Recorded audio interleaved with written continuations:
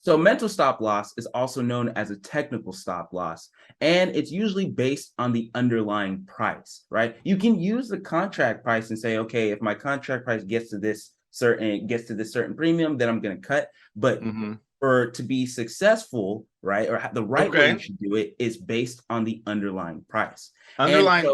And the underlying price, we're talking about the stock price. Correct. Okay. Talking about the stock price. Okay. So mental stops give the trader greater flexibility that can fit to his trading style, and adjustments can be made according to changing market conditions.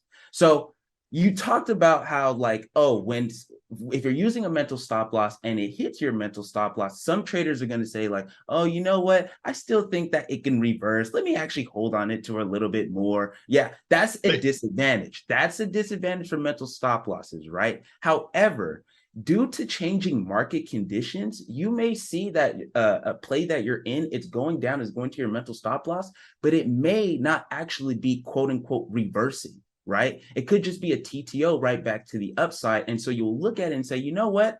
I can actually, based on technicals, remember, it's based on technicals. Yeah. That is the reason why you would say, actually, let me hold on to this play or let me average down depending on that. But I'll go over that and I'll explain more in that in detail. Okay. In terms of technicals, right? What are you using as your mental stop loss on the chart setup to help you? You can use institutional pivots, and shout out OG Trades. He's always talking about institutional pivots in the pivot point standard indicator, whether you're using TrendSpider or TradingView, because institutions are using these pivots as well. Literally, they're placing their buy and sell orders at these pivots. So whenever you're looking at a chart, right? Let's say you have a blank chart and you see that all of a sudden price just starts retracing. You're like, where the hell is it retracing from? What happened? I promise you, if you put an institutional pivot, you probably see an S1 pivot or R1 pivot. That's where it got tapped. Because institutions are using this, and they're using this mathematical formula to take profits and things like that. So that's institutional pivots. I'm also using the pivots based off the wicks, so the top and the low of the wicks, whether that's on the daily, weekly, whatever type of time frame I'm looking at. Those are also going to be where you can place your stop losses. And you can also use other technical indicators such as supply and demand zones, indicators, EMAs, Bollinger Bands. Now, I know Strat. Yeah, you just went through all the Strat cuss words right there. No, you just said all the Strat cuss words.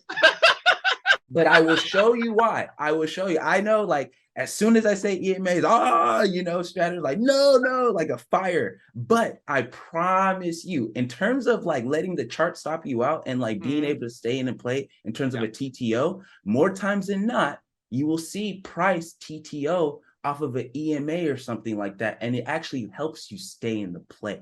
That's all. I'm not saying it will get you a better entry, because it won't. Strat gives you the better entry, but EMAs can allow you to stay in the play if it starts retracing back when you're looking for the TTO. So and that's why that. Yeah. Oh, but so these are just some of the things about a mental stop loss, what you would use as on your chart to help you out where price can possibly come back to. And so you can see, all right, now it's hitting my invalidation zone, and then I'm going to get out rather than using the percentage. I like it.